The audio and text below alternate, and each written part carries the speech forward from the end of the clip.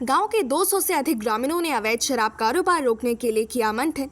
Mother's day पर गांव की माताओं को शराब मुक्ति अभियान का सौंपा गया नेतृत्व। दुलदुलवा को नशा मुक्त बनाने के लिए एसडीएम ने दिलाया संकल्प। पदाधिकारियों के साथ दुलदुलवा पहुंचे एसडीएम, किया जनसंवाद। शराब के कलंक से मुक्त कराने के लिए एसडीएम ने दुलदुलवा को लिया गोद।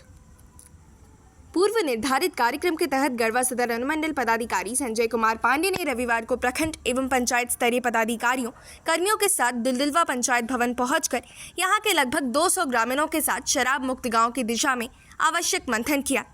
इस दौरान न केवल अवैध शराब कारोबार से जुड़े परिवारों और देसी महुआ शराब पीने के आदी लोगों की काउंसलिंग की गई, बल्कि गाँव के ऐसे लोगों के विचार भी लिए गए जो अवैध शराब पर प्रभावी रोकथाम के पक्षधर हैं।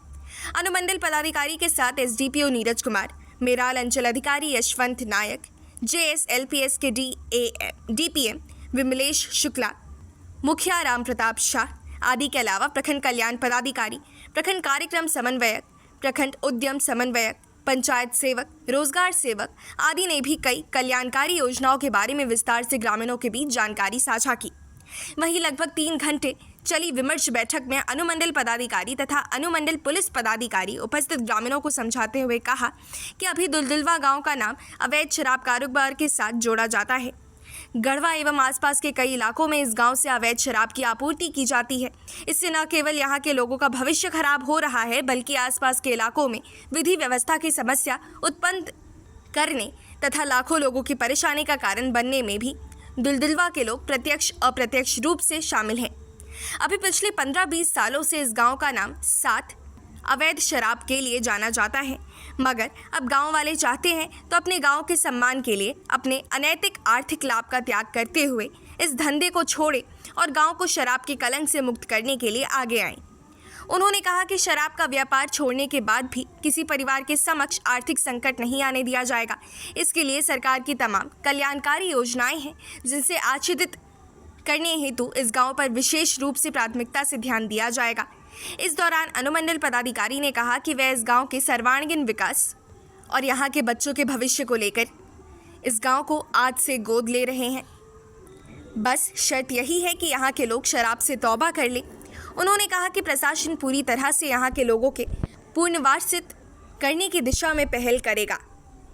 एसडीएम संजय कुमार पांडे ने कहा कि गांव में अब तक जो अवैध शराब का धड़ल्ले से कारोबार होता आया है, उसमें ग्रामीणों के अलावा भारी व्यवसायियों की भी सहभागिता रही होगी, किंतु नुकसान सिर्फ गांव वालों का हो रहा है। न केवल गांव का माहौल खराब हो रहा है, गांव के लोगों का स्वास्थ्य और शिक्षा भी प्रभावित हो रही है। ऐसे में बाहरी लोगों के हित को नज़रअंदाज करके इस गाँव के लोगों को ही इच्छा शक्ति के साथ संकल्प लेना होगा कि वह आगे से अब इस अनैतिक व्यवसाय को नहीं करेंगे। अनुमंडल पदाधिकारी एवं अन्य पदाधिकारियों की अपील पर कई ऐसे परिवारों ने भी हाथ उठाकर अवैध शराब नहीं बनाने का संकल्प लिया, जो अब तक कई वर्षों से शराब का कारोबार कर रहे थे। उन्होंने कहा कि जब एसडीएम जैसे वरीय प्रशासनिक अधिकारी उनके गांव की इतनी चिंता कर रहे हैं, तो वह भी इस व्यवसाय को छोड़ने का संकल्प लेते हैं। बेल का जंगल अपने आप में अद्वितीय, इसकी रक्षा करें।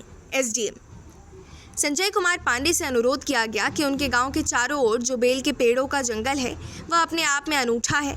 ऐसा कहीं उदाहरण नहीं मिलता है जहां इतनी बड़ी मात्रा में सिर्फ बेल के औषधीय पेड़ लगे हों, किंतु छोटे लालच के चक्कर में लोग इन बेलों को काटकर शराब की भट्टियों में जला दे रहे हैं, जिससे बेल का जंगल खत्म होता जा रहा है।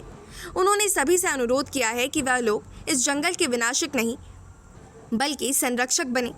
इधर ग्रामीणों ने बैठक में पहुंचे अधिकारियों से समस्याएं साझा करते हुए कहा कि उनके गांव में खेती की समस्या इसीलिए भी ज़्यादा है क्योंकि हाथी आकर नुकसान पहुंचा जाते हैं। इस पर अधिकारियों ने उन्हें बताया कि इसके पीछे भी कहीं ना कहीं शराब भी एक बड़ा कारण है, क्योंकि महुआ शराब की गंध पाकर हाथी आकर्षित होते हैं और एक बार जब आना शुरू हो जाते हैं तो वह बार बार उस क्षेत्र में आते हैं। इसीलिए शराब निर्माण बंदी के बाद हो सकता है कि हाथियों का यहाँ आवागमन बंद हो जाए।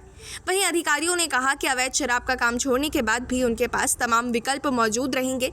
उनके व्यवसाय करने के लिए या उनके कौशल संवर्धन के लिए सरकार की ओर से तमाम कल्याणकारी योजनाएं संचालित हैं।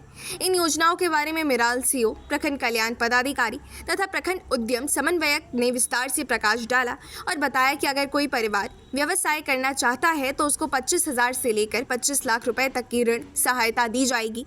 इसके अलावा पीएम विश्वकर्मा योजना, राष्ट्रीय खाद्य सुरक्षा योजना, पीएम किसान सम्मान योजना, केसीसी पशुधन योजना, फूलो झानो योजना आदि के बारे में भी विस्तार से जानकारियां दी गई। ग्रामीणों ने बताया कि उनके गांव में बीमारी से भी लोग त्रस्त हैं। इस पर उन्हें बताया गया कि वे आयुष्मान कार्ड के अलावा मुख्यमंत्री गंभीर रोग उपचार योजना का भी नियमानुसार लाभ प्राप्त कर सकते हैं। महिला स्वयं सहायता समूह निभाएंगी सक्रिय भागीदारी। कार्यक्रम में मौजूद डीपीएम विमलेश शुक्ला ने बताया कि दुलदुलवा में 580 महिला स्वयं सहायता समूह कार्यरत हैं। उन्होंने कहा कि ये महिला समूह न केवल शराब मुक्ति की दिशा में अभिप्रेरक का काम करेंगे, बल्कि शराब व्यवसाय छोड़ने के उपरांत वैकल्पिक व्यवसाय हेतु लोगों की काउंसलिंग एवं जानकारी देने का मुख्य माध्यम बनेंगे। इसके साथ ही एसडीएम संजय कुमार पांडे सहित अन्य पदाधिकारियों ने उपस्थित महिलाओं को मदर्स डे की शुभकामनाएं दी। साथ ही उनसे अपील की कि बच्चों के भविष्य की चिंता माताओं से ज़्यादा कोई नहीं कर सकता, इसीलिए आज वे मदर्स डे पर संकल्प लें कि गांव के नैनीहाल बच्चों के सुरक्षित भविष्य के लिए अवैध शराब कारोबार की बंदी का संकल्प लें। उन्हें इस दिशा में महत्वपूर्ण जागरूकता अभियान का नेतृत्व करने के लिए तैयार हो जाना चाहिए। बड़े बड़े आंदोलनों की शुरुआत महिलाओं ने ही की है। एसडीपीओ नीरज कुमार ने कहा कि बड़े बड़े सामाजिक आंदोलनों में महिलाओं की अग्रणी भूमिका सदैव से रही है। खासकर नशा उन्मूलन को लेकर चलाए गए बड़े प्रयासों में महिलाओं का प्रमुख योगदान रहा है। इसीलिए दुलदुलवा की महिलाओं से भी इस दिशा में उन्हें बहुत आशा है कि यहाँ पर माताएं बहनें शराब मुक्ति की दिशा में अपनी ईमानदार भूमिका निभाएंगी। सहभागिता कार्यक्रम में वन सुरक्षा समिति के अध्यक्ष संतोष यादव, वरिष्ठ पत्रकार जितेंद्र सिंह, स्थानिक ग्रामीणों में शमशेर अंसारी, अशोक पाल, विनोद चंद्रवंशी, शबनम आरा, अशोक सौ, लीलावती देवी, सुनैना देवी, सविता देवी, पूनम कुमारी, गीता देवी, शांति देवी, रेखा देवी, ललिता देवी, अशोक चंद्रवंशी, अखिलेश चंद्रवंशी, चुन्नू साहब, अरुण गुप्ता, बंशीधर सौ, जितेंद्र सौ, जसवंती देवी, सत्येंद्र चंद्रवंशी आदि ने विचार रखे।